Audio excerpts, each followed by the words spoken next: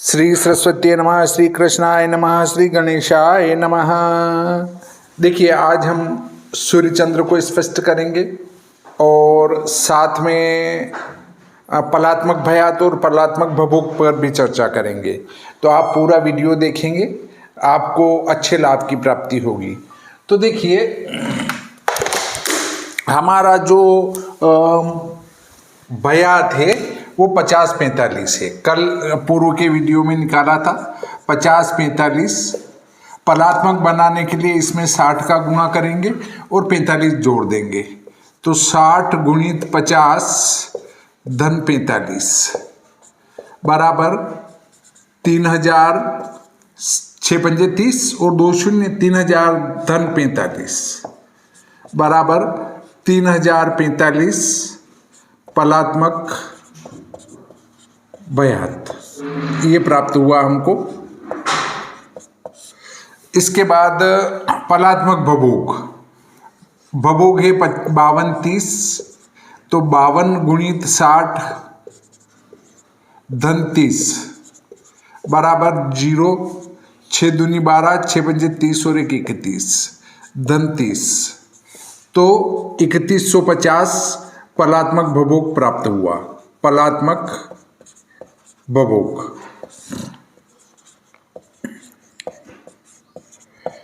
भयात भभूक निकालने में आने वाली समस्याओं पर विस्तार से मैंने लिखकर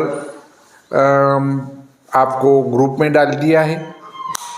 आपने जो जो प्रश्न किए थे उनसे संबंधित सारी बातें मैंने उस ग्रुप में लिख दी और डाल दी हैं। तो आप वहाँ उसका अवलोकन करें कि भयात और भभोग में हमें क्या क्या दिक्कतें आ सकती है और उनका समाधान क्या क्या हो सकता है।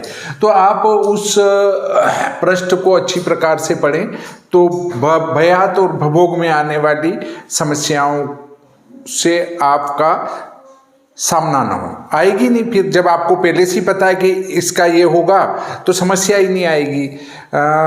दूसरी बात आती है, नक्षत्र वृद्धि हो तो क्या करें, नक्षत्र क्षय हो तो क्या करें, उन सब पर मैंने लिखा है, तो आप वहां से देख सकते हैं।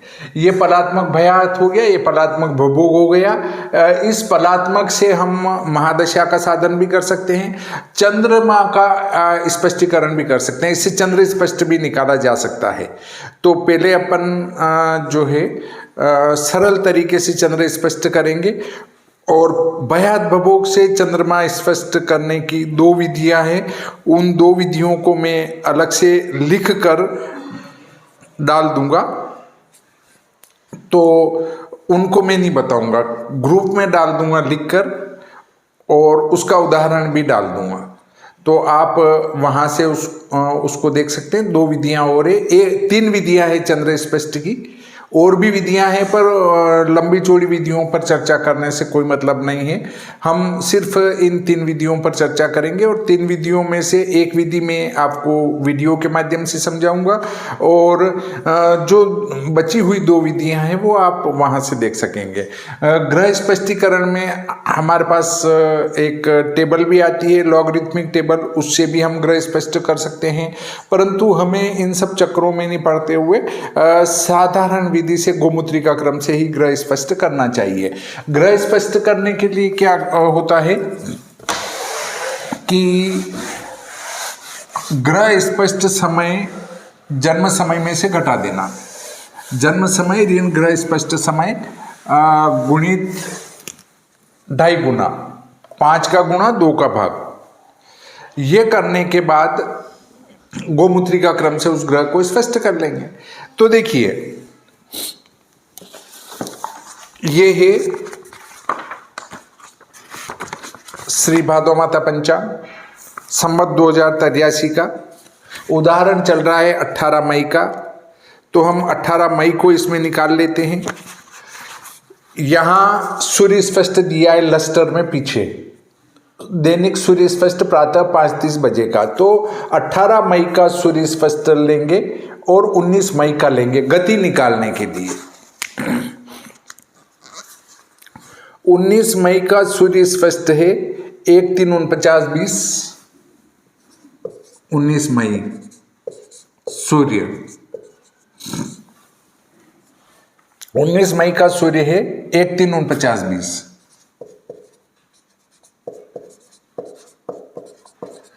और 18 मई का सूर्य वो है 1-2-51-30। 8 में से 3 5, ये सूर्य गति। अब हमारा जन्म जो समय है वो है 10:50 है। 10:50 इसमें से हम ग्रह स्पष्ट का समय घटाएंगे। ग्रह स्पष्ट समय है 5:30, घटाया ग्रह स्पष्ट समय, ये जन्म समय।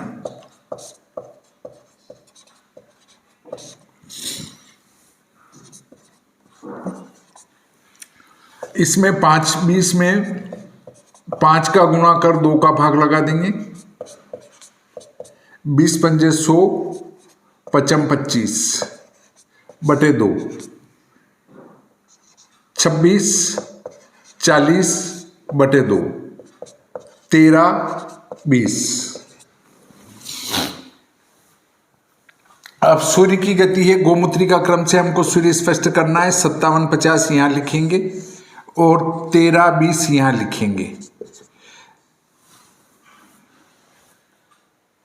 13 7 91, इसका गुणा इसमें 13 7 91, हासिल 9, 13 पंजो 65 और 9 74 और 13 पंजो 65, 13 का गुणा 50 में। अब ये छोटी पेड़ी है, ये घटी है, ये पल है, तो ये छोटी पेड़ी है, तो इसमें से आगे वाली पेड़ी छोड़ के पीछे वाली पेड़ी के नीचे लिखेंगे। 20 का गुणा 57 में 0, 2 7 14, 2 पंजे 10 और 1 11 और 2 0 और 5 दूनी 10। 20 का गुणा 50 में जोड़ देंगे 1000, 0 9 7 1 741। 60 का भाग लगाएंगे 1000 में। 1000 60 का भाग 6 कम 6, 6 6 36, 40, 16 आगे जोड़ देंगे, भागफल 6 9 और 1 10, 7 और 1 8, 1806। इसमें 60 का भाग लगाएंगे, 6 3 18, 6 0, 30 को आगे जोड़ देंगे, 1 4 3 7 और 7। 771 में 60 का भाग लगाएंगे, 6 कम 6, 7 में 6 गया 1, 6 दूनी 12, 5 और 1। अब ये 12 कला आएगा, 51 विकला आएगा, बाकी को छोड़ देंगे। 12 कला 51 विकला को हम इसमें जोड़ देंगे सूर्य स्पष्ट में 18 तारीख के। 1 2 51 30, इसमें हमारा ये 12 और 51 जोड़ देंगे। 1 2 4 0 3, ये जन्मकालिक सूर्य स्पष्ट हो गया। इसी प्रकार से सारे ग्रह स्पष्ट किए जा सकते हैं। अब हम चंद्र को स्पष्ट करेंगे।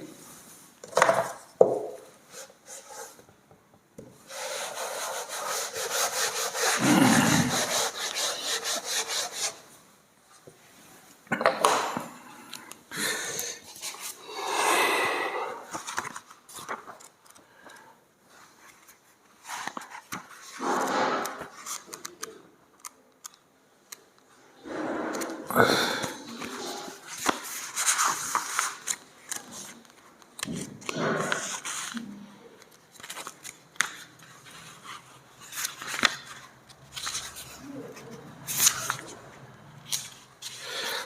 स्पष्ट के लिए आपको पंचांग 82 का लेना पड़ेगा, क्योंकि मैं ग्रह स्पष्ट जो देता हूँ वो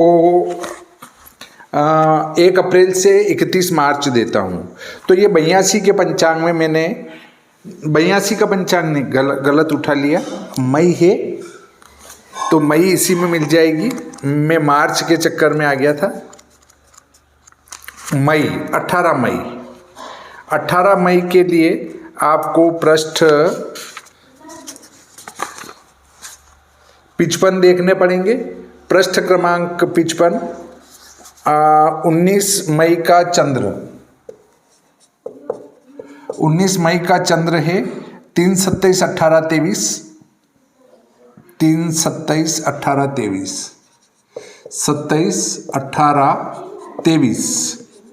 इसमें से 18 तारीख का चंद्र स्पष्ट घटाएंगे, 3, 13, 1, 38 घटा देंगे। 13 में से 8, 5, 8 में से 4 गए 4, 8 में से 2 गए 6, 1, 4, 1 चंद्र गति। अगले दिन में से आज का ग्रह स्पष्ट घटाएंगे तो चंद्र गति हो जाएगी, परंतु वक्री ग्रह में आज के ग्रह स्पष्ट में से आने वाले कल का ग्रह स्पष्ट घटाना पड़ेगा, और यहाँ जो ये जोड़ रहे हैं उसको घटाना पड़ेगा, क्योंकि वो उल्टा चल रहा है। प्रातः काल में जो ग्रह था उससे जन्म समय तक वो और विपरीत चला गया, इसलिए यहाँ घटाना पड़ेगा जोड़ने की बजाय। तो ये हमने घटाया, ये चंद्र गति आई 14, 16, 45। इसमें इस का गुणा किया चालन का 13, 20 का, 14 तिया 42, 14 एकम 14 और 4 18, 16 तिया 48, 16 एकम 16 और 4 20, 13 पंजो 65, 13 चौक 52 और 6 58। इनका गुणा इन तीनों में किया, फिर एक पेड़ी पीछे खिसकाया, 14 दूना 28, 16 दूना 32 और 45 दूनी 900। इसका गुणा इसमें ये, इसका गुणा इसमें ये, इसका गुणा इसमें ये, 900, 5, 8 और 2 10, 5 और 3 8 और 1 9, 8, 8, 4, 182। अब मौखिकी कर सकते हैं, 15 आ जाएंगे यहाँ, 900 में भाग लगाएंगे तो 900 और 60 का भाग 6 कम 6,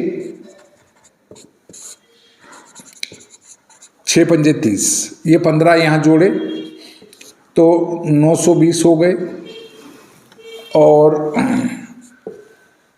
15 आगे जोड़ देंगे तो यहाँ बच जाएंगे 20, 900 कट जाएंगे, 20 बचेंगे। 8 और 5 13, 8 और 2 10, 4 और 1 5, 6 8 48, 8 बार भाग जाएगा तो 23 बच जाएंगे। 8 और 2 10, 190 हो जाएंगे ये जोड़ेंगे तो। 190 में हम भाग लगाएंगे 60 का तो 3 बार जाएगा, 6 तिया 18, 10। ये अंश है, ये कला है, ये विकला है, ये प्रतिविकला है, ये तत्प्रतिविकला है।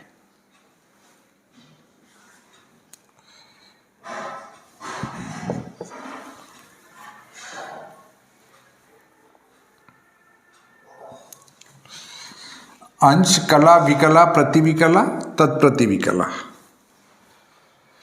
आपको जोड़ना है अंश, कला और विकला आज के चंद्र स्पष्ट में। तो आज का चंद्र है 3 13 1 38 चंद्र, 3 13 1 38। इसमें जोड़ देंगे हम 3 10 23, 3, 10, 23। ये चालन हुआ। कितना चला चंद्र? 8 और 3 11, 3 2 5 और 1 6, 6 हो गया, मतलब एक आगे बढ़ जाएगा। 1 और 1 2, 1, 13 और 3 16 और 3। ये चंद्र स्पष्ट। यहाँ तक मुझे नहीं लगता है कि आपको कोई दिक्कत होना चाहिए। बहुत ही सरल गणितीय प्रक्रिया है। इसी प्रकार अन्य ग्रहों को स्पष्ट भी कर सकते हैं। राहु केतु को स्पष्ट करने के लिए यहाँ जो हम जोड़ रहे हैं, ये चालन धन कर रहे हैं, उसको ऋण करना है, बस उल्टे चलते हैं वो राहु केतु। और राहु केतु भी दो प्रकार के होते हैं, एक तो स्पष्ट मान और एक मध्यम मान। चूंकि भारतीय शास्त्र में राहु केतु का मध्यम मान माना गया है, इससे आपको मध्यम रूप से ही उन ग्रहों को ग्रहण करना चाहिए। स्पष्ट मान पाश्चात्य लोग इसको स्वीकार करते हैं, जो कि हम नहीं करते हैं। तो आप इसका मध्यम मान ही लें और वक्री चलने वाले ही लें तो उचित रहेगा। फिर भी यदि किसी को चाहिए कि नहीं मार्गी वाले ले, तो मार्गी वाले भी आपको मिल सकते हैं, पर मेरी सलाह है कि उनके चक्कर में न पड़े। इस प्रकार आज का ये प्रकरण यहीं समाप्त होता है। श्री सरस्वती नमः। श्री कृष्णाय नमः।